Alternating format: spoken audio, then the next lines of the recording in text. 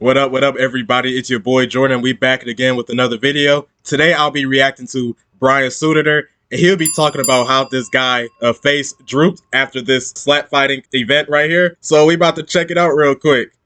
It's no mystery that slap fighting is a serious risk for head and brain injuries, but this most recent clip going around social media highlights a whole other area of injury concern for what frankly is one of the most ridiculous sports I've ever seen. Welcome back, everybody. I'm Dr. Brian Sutterer, and if you're new here and enjoy learning about the underlying anatomy and mechanisms of different sports injuries, then please consider...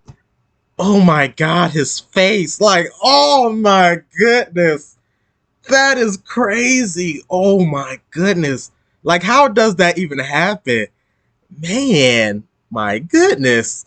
You're subscribing to support the channel and stay up to date with all my future videos. In my opinion, slap fighting should not exist. It's completely unnecessary danger, in my opinion. But I agree. That soapbox is a whole nother story it should that not I've done exist. a video about in relation to Dana White's Power Slap League. But this clip highlights a whole different area of potential trauma that, again, makes this sport ridiculously unsafe. We can see here in this competition, this RXF slap fight championship here, I guess.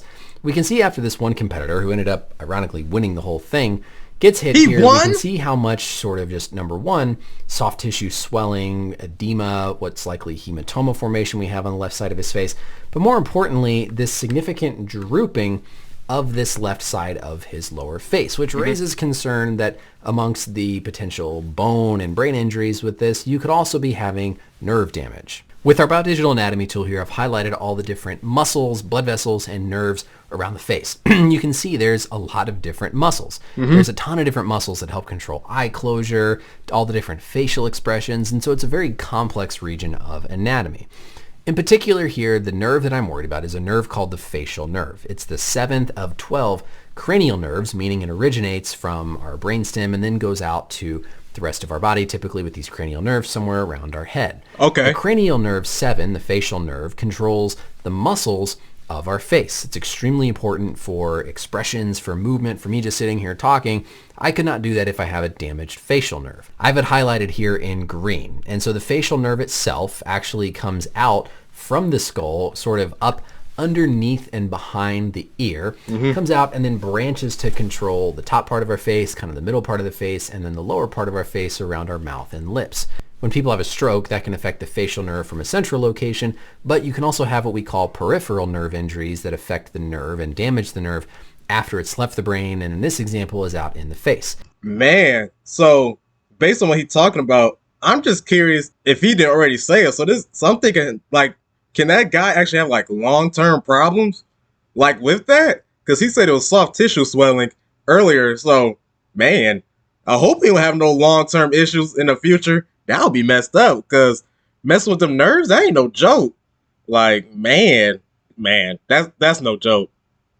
So obviously it's not hard to see how this green nerve on the side of the face is right in the region where these competitors are striking one another with what a lot of times amounts to basically a palm rather than a true slap. One of the signs of a facial nerve injury is drooping of the face, specifically drooping of the lip down here to the side.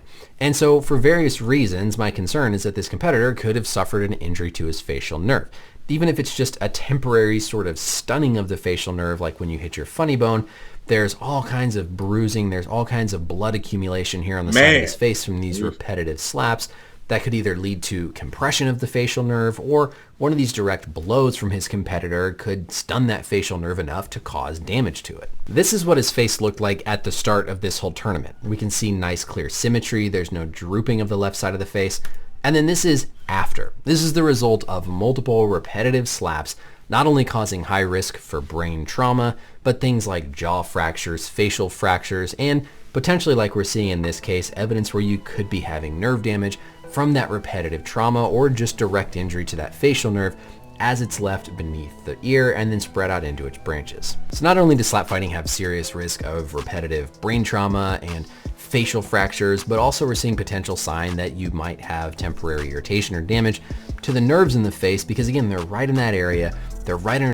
Okay, so he said temporary. Okay. I was about to say, like, if he actually had like long-term like health effects with that, especially like with his face and the nerves, man, that would have been messed up.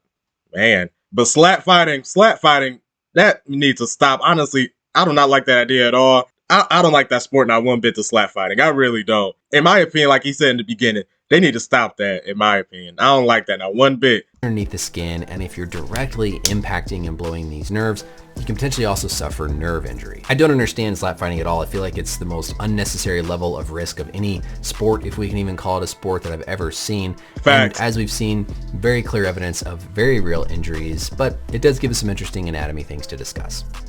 That's it for the video, everybody. Let me know as always any questions or comments down below. And until next time, I'll see you later. Bye. Man, that video was interesting to me, though.